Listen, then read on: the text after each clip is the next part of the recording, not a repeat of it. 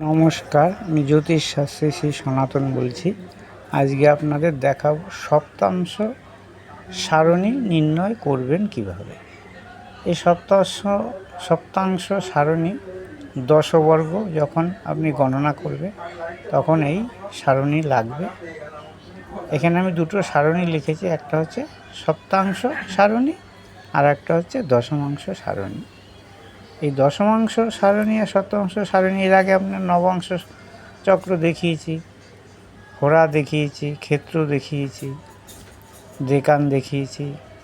এই সব মিলিয়ে আরও আছে, দ্বাদশাংশ সারণী আছে, ষোড়শ সারণী আছে এবং ষষ্ঠাংশ সারণী আছে। এগুলো হওয়ার পর তারপরে আপনার বর্গ গণনা হবে। এই বর্গ গণনা থেকে জীবনের গ্রহদের যে শক্তি, কে কতটা শক্তি প্রাপ্ত হয়েছে সেগুলো কিন্তু জানা যাবে এবং কুষ্টি বিচার ক্ষেত্রে কিন্তু এই দশবর্গ গণনা আপনার ভীষণ প্রয়োজন হবে। কারণ কুষ্টিতে তো আর ছক করে বিচার হয় না, ছক দেখে বিচার হয় না। কুষ্টি বিচার করতে গেলে অনেক বড় হয়, তার জন্য এই সপ্তমাংশ বলুন দশমাংশ এগুলো থেকে অনেক কিছু জানা যায়। তাই তার আগে আমি একটা কথা বলে নিচ্ছি আপনাদের, যেটা প্রায় বলে থাকি, যে কোনো শিক্ষার শেষ নেই। শিক্ষা যত পড়বেন তত বিদ্যা অর্জন হবে। যত বুঝে পড়বেন, যত বোঝা যাবে তত আপনার স্টাডি ভালো হবে এবং আপনি যে কোনো জিনিস সহজভাবে করে ফেলতে পারবেন। তাই আমার মোবাইল নম্বর হচ্ছে 9333828747।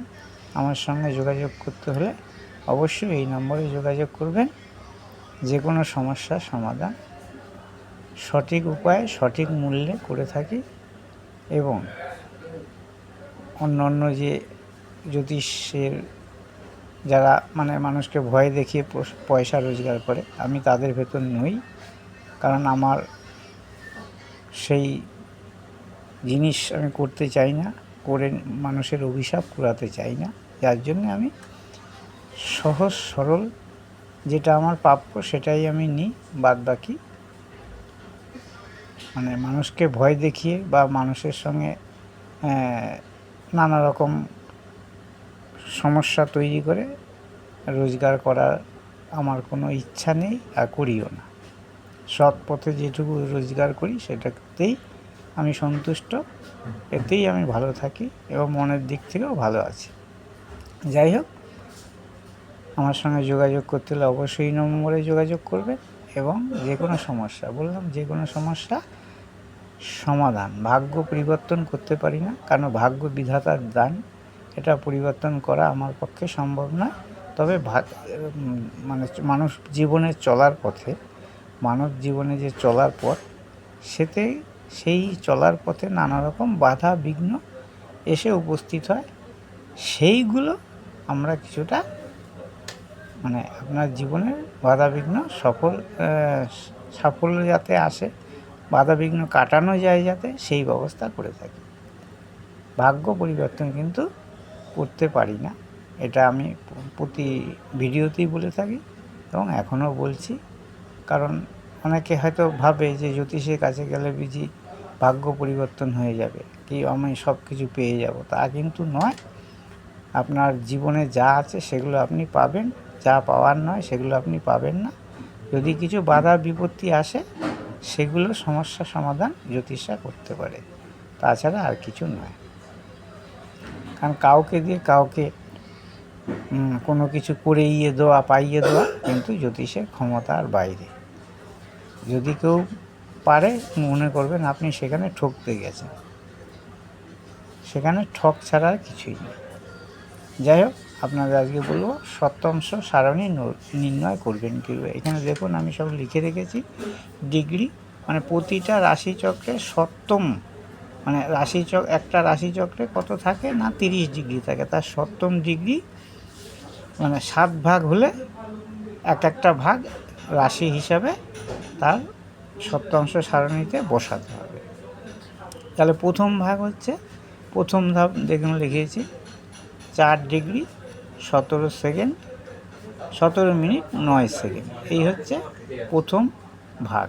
এতে এই প্রথম ভাগে যদি আপনার মেষ রাশি হয় তাহলে আপনার সপ্তাংশ সারণী কোথায় পড়বে? প্রথম ভাগে মেষ রাশি। প্রথমে বলে রাখি রাশি ভেদ আছে। রাশি ভেদ কীরকম আছে? দু রকম রাশি আছে, একটা হচ্ছে বিষম রাশি আর একটা হচ্ছে সমরাশি। তো বিষম রাশি কোনগুলো? মেষ, দেখুন এখানে লেখা আছে মেষ, মিথুন, সিংহ, তুলা, ধনু আর কুম্ভ, এগুলো হচ্ছে বিষম রাশি। আর সমরাশি হচ্ছে বৃষ, কর্কট, কন্যা, বৃশ্চিক, মকর আর মীন, এরা হচ্ছে সমরাশি। তাহলে আগে প্রথমেই আসছে কি বিষম রাশি। বিষম রাশিকে মেষ, তাহলে মেষের সপ্তাংশ সারণী এই 4°17'9" কোথায় পড়বে? না, বিষম রাশির ক্ষেত্রে তার প্রথম সপ্তাংশ নিজের ঘরেই পড়বে, মানে মেষেই পড়বে। প্রথম সপ্তাংশ কোথায় পড়বে? মেষেই পড়বে। দ্বিতীয় সপ্তাংশ তারপরে বৃষতে পড়বে। বৃষ মানে 2-এর ঘরে, প্রথম ঘর মেষ 1, বৃষ 2, তৃতীয় সপ্তাংশ মিথুনে পড়বে। এরমভাবে আপনাকে আসতে হবে পরপর। চতুর্থ শতাংশ তৃতীয় 3-এ, তারপরে 4-এ, তারপরে 5-এ, তারপরে 6-এ, তারপরে 7-এ, এরকম পরপর এসে যাবে। এরকম পরপর চললে সপ্তাংশ নির্ণয় হয়ে যাবে। এবার আসছি সমরাশি। সমরাশিকে না বৃষ রাশি। তো বৃষ রাশি সমরাশি, সমরাশি থেকে তার প্রথম রাশি থেকে তার নবম রাশি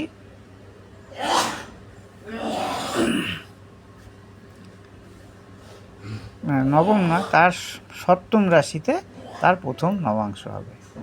সপ্তম নবাংশে সপ্তম রাশি হইতে তার প্রথম সপ্তাংশ হইবে। সপ্তম রাশি হইতে ক্রম পর্যায়ে, ধরুন এটা হচ্ছে বৃষ রাশি, তাহলে তার সপ্তম রাশি কী হবে? বৃষ থেকে সপ্তম হচ্ছে কি হচ্ছে? বৃষ থেকে সপ্তম, বৃষের সপ্তম হচ্ছে বৃশ্চিক, তাহলে তার প্রথম সপ্তাংশ হইবে এই 4°-তে থাকলে কত? বৃশ্চিক। বৃশ্চিক কত নম্বর ঘর? 8 নম্বর ঘর। তারপরে ক্রম পর্যায়ে আসবে। তারপরে 9, দ্বিতীয় সপ্তাংশ 9, তৃতীয়টা হচ্ছে 10 এই ডিগ্রি হিসাবে, চতুর্থ হচ্ছে 11, পঞ্চম হচ্ছে 12 মীন রাশি, ষষ্ঠ হচ্ছে মেষ মানে 1 রাশি, সপ্তম হচ্ছে 2 বৃষ রাশি। এরকমভাবে আপনার আসবে। এটা আপনাদের জেনে রাখা দরকার। সেরকম মিথুন রাশি যেমন কী রাশি? না বিষম রাশি। তাহলে বিষম রাশি, মিথুন রাশি যেহেতু বিষম রাশি, তাহলে বিষম রাশি প্রথম সপ্তাংশ তার নিজের রাশিতেই বসবে। তাহলে 4-17, এটা 4-17-9, 4°17'9" বিষম রাশি হচ্ছে মিথুন। তাই মিথুনের প্রথম সপ্তাংশ এই মিথুনই হবে। মিথুনের সংখ্যা কত? 3 নম্বর রাশি মিথুন। তাহলে তারপরে পরপর আসবে। 4 নম্বর হচ্ছে দ্বিতীয় সপ্তাংশ হবে এই 4-এ মানে কর্কটে, তারপরে 5-এ হবে সিংহ, এই যে 5 সিংহতে হবে, তারপরে 6 কন্যায়, 7 তুলায়, 8 বৃশ্চিক, এই যে 8-এ পড়বে এটা, তারপরে হচ্ছে 9 ধনু। এরকমভাবে আপনার আসবে। আপনার ওই যখন সপ্তাংশ সারণী ডিগ্রি হিসাবে এই এত ডিগ্রিতে, মানে 4°17' প্রথম, 4-এর পরে 8, 34, 17 হচ্ছে দ্বিতীয়, তারপরে হচ্ছে 12, 51, 26 হচ্ছে তৃতীয়, চতুর্থ হচ্ছে 17, 8, 34, পঞ্চম হচ্ছে 21, 25, 43, ষষ্ঠ হচ্ছে 25, 42, 44 আর হচ্ছে সপ্তম হচ্ছে 30। এই 7টা ভাগ হলো। 30°কে 7টা ভাগ করলে এরকম হয়। তাদের প্রথম মেষ রাশির ক্ষেত্রে তার প্রথম সপ্তাংশ কত হবে? এই ডিগ্রি প্রথম হবে মেষ, যেহেতু বিষম রাশি প্রথম, তারপরে পরপর ডিগ্রি হিসাবে আসবে। আর বৃষ রাশি হচ্ছে তার সমরাশি, সমরাশির প্রথম সপ্তাংশ কোনটা হবে না, তার সপ্তমে যেই থাকবে, মানে বিশ্বরাশির সপ্তম হচ্ছে বৃশ্চিক রাশি, তাহলে বৃশ্চিক রাশির সংখ্যা হচ্ছে 8। এই 8 থেকে ধরতে হবে। এবার মিথুন রাশি, বিষম রাশি, মিথুন রাশি নিজের ঘরে প্রথম সপ্তাংশ পড়বে। আবার কর্কট রাশি, কর্কট রাশি হচ্ছে কি রাশি, সমরাশি, তাহলে এর সপ্তম কি মকর, তাহলে এর কর্কটের সপ্তম মকর, তাহলে এই 10 থেকে ধরতে হবে। 10 তারপরে হবে 11 কুম্ভ রাশি, তারপরে 12 মীন রাশি, তারপরে 1 মেষ, 2 বৃষ, 3 মিথুন, 4 হচ্ছে কর্কট। এরকমভাবে সমস্ত রাশির সপ্তাংশ আপনি নির্ণয় করতে পারবেন। এবার সিংহ রাশি কী রাশি, সিংহ কিন্তু বিষম রাশি, তাহলে বিষম রাশির প্রথম সপ্তাংশ কোথায় পড়বে, 4 ডিগ্রি সিংহ রাশিতেই পড়বে। বিষম রাশি প্রথম সিংহ রাশি, তাহলে সিংহ রাশি 5 নম্বর রাশি, সিংহ রাশিতে 5 লিখলাম। তারপরে ক্রম পর্যায়ে চলে আসবে 6, 7, 8, 9, 10, 11। এবার বুঝতে পারছেন রাশির সংখ্যা 11 মানে হয় কুম্ভ, 5 মানে সিংহ, 5 নম্বর রাশি মেষ থেকে 5 নম্বর রাশি সিংহ, আর 12 নম্বর রাশি হচ্ছে মীন। তারপরে পরপর যদি আপনি গুনতে থাকেন সব মেষকে 1 ধরে। এবার কন্যা রাশি হচ্ছে সমরাশি, তাহলে কন্যা রাশির সপ্তমাংশ, প্রথম সপ্তাংশ কোথায় হবে, কন্যা রাশির অপোজিট, কন্যা রাশির অপোজিট কী হচ্ছে মীন, তাহলে কোথায় পড়বে 12তে।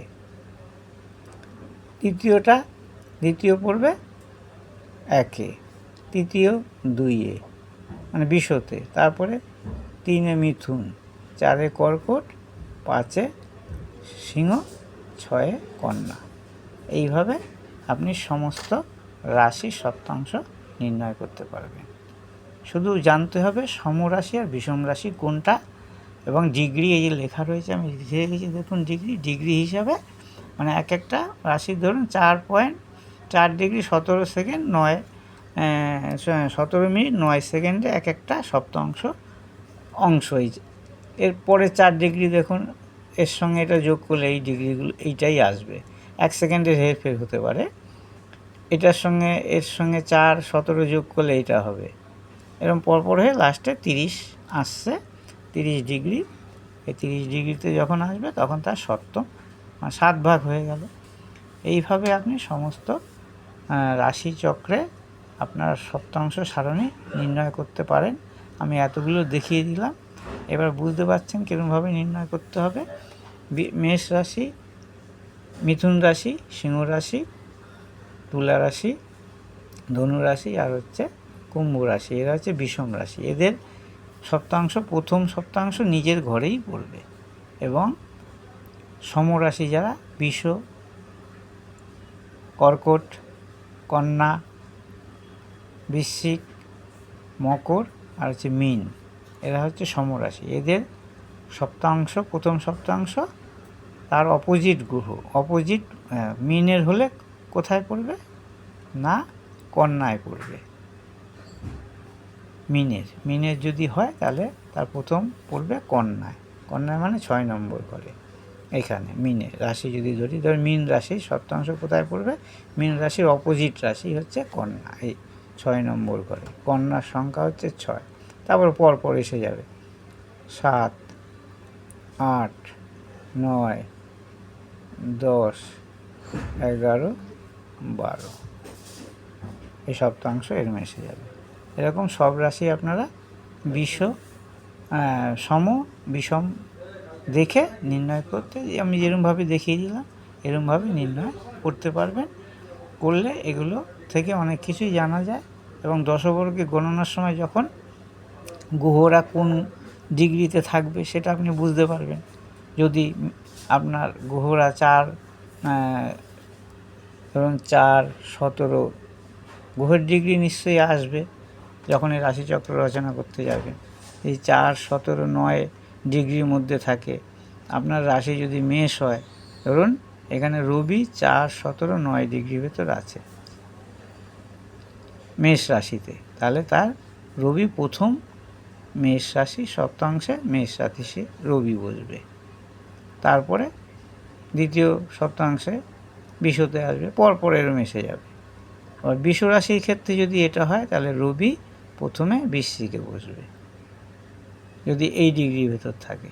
এরমভাবে সমস্ত রাশিচক্রে সপ্তাংশ নির্ণয় করতে হবে। এই সপ্তাংশ থেকে নানা রকম যখন আমি ওই পুরোটা দশবর্গ রচনা করব, দশবর্গ রচনা করার সময় আপনাকে ভালোভাবে বুঝিয়ে দেবো দশবর্গটা, তাহলে আপনাদের বুঝতে সুবিধা হবে এবং গণনা করতেও সুবিধা হবে। কুষ্টি বিচারের ক্ষেত্রে কিন্তু এই গণনা অবশ্যই দরকার। এই গণনা না করলে কুষ্টি বিচার কিন্তু সম্পূর্ণ হবে না। আমার এই ভিডিওটা যদি ভালো লাগে অবশ্যই লাইক, শেয়ার, কমেন্ট করবেন এবং সাবস্ক্রাইব করবেন, যাতে আপনাদের কাছে খুব তাড়াতাড়ি পৌঁছে যায় আমার এই ভিডিওগুলো, নতুন নতুন যে ভিডিওগুলো। কিছুদিন সময়ের অভাবে কিছু ভিডিও করতে পারিনি, এখন একটু সময় পেয়েছি, তাই আপনাদের জন্যে নতুন নতুন ভিডিও আনছি, শিক্ষামূলক, জ্যোতিষ শিক্ষামূলক ভিডিও। এতে আপনাদের উপকৃত হবেন এবং সমস্ত কিছু জানতে পারবেন। নমস্কার, আজকে এই পর্যন্ত।